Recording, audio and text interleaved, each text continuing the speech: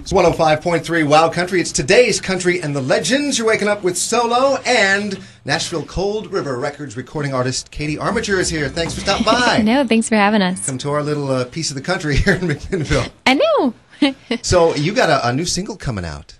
I do. Yeah. It's called I Do, But Do I? And thank you. Well, Rin, who's here with me today, actually wrote the song. Yeah, man, I'm in a band called Carolina Rain for like 10 years, and Katie and I hooked up a few years ago, and just started writing songs, man, and she just blows me away as an artist and a writer, so thanks, glad Rin. to be here with her.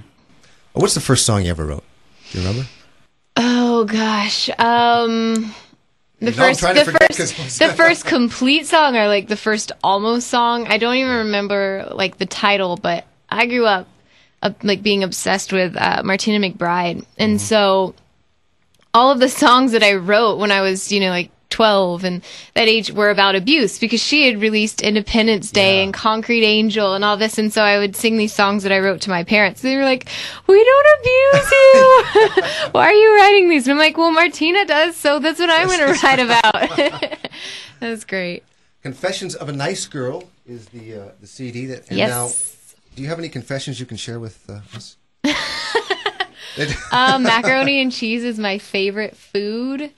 I would, on a day off, rather stay at home and watch Hoarders than go out any day of the week. Now, do you put ketchup on your mac and cheese? I do that. No. It's really good. You should try it. I don't, but like if you make macaroni and cheese at home, if you make like a packaged one, Kraft just came out with this home style selections, and they're amazing. Like they're all like these bakeable things, like with 4 cheese.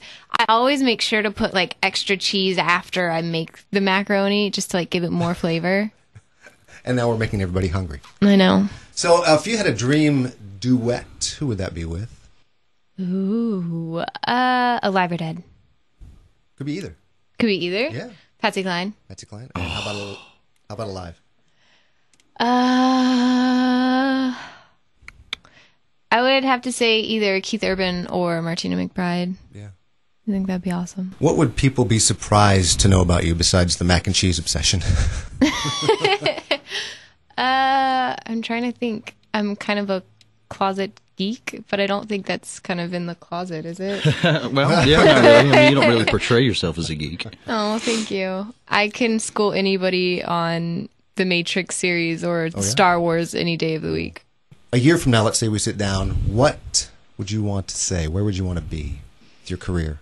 Ooh, definitely nominated for New Artist of the Year. Like one of the biggest goals, everybody always says, what's the biggest goal that you have? And, I remember just like growing up watching the CMA Awards, and that was like the big thing that, you sat down with your family and you watched. And I think when I was like at the core of growing up, Martina McBride had won for like 5 straight years in a row, female vocalist. And so that's always like the end goal for me. Like I want to win Female Vocalist of the Year. How did you find out that you were voted country's #1 hottest bachelorette? My manager actually called me, and it was about 11:30 at night, and I had a midnight bus call. And so I'm like running around my house. I'm already late. And, I have no makeup on. I'm in sweatpants. Like my hair's just like this nest. And I'm like, I don't feel that way. And I thought he was kidding. He called me and was like, they voted you. You're going to be like the hottest bachelorette. It comes out next week. And I'm like, no, I'm not. No, I'm not. I'm like, who is? I'm like, who really won? He's like, no, you actually won. I'm like, well, that's such an honor. Thanks. Yeah. Now we're in Wow Country. So we ask this to everybody. Give us your biggest wow moment. Can be professional or personal. Ooh, that's a good question. I would say probably like there are 2. I got to sing when I went to New York for the CBS Early Show. The Empire State Building contacted us. And so I got to sing on top of the Empire State Building. How was that? It was really scary. Oh, wow. It was. And you're on the roof, and it's so high you can feel it swaying. And I'm terrified of heights, so that was fun.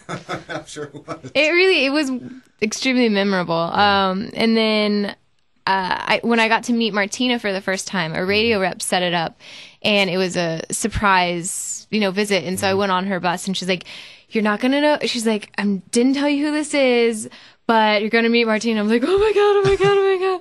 And so I'm there. And when I met her, you know, she came up and she's like, hi, it's so nice to meet you, Katie. I love your music. Great to meet you. And I'm like, you know who I am. You know who I am. Like, there's nothing cooler than your idol knowing who you are, ever. I mean, how many people can say that when they met their idol knew them? Yeah. Now your idol's your peer. Yeah. That's right. I know. So how can people find you, connect with you online? The easiest thing to do would be to go to katiearmiger.com, because that will connect you to Facebook, Twitter, iTunes, everything. Yeah. All right. And you're going to stick around and do some acoustic stuff for us. I am. Live. Yay.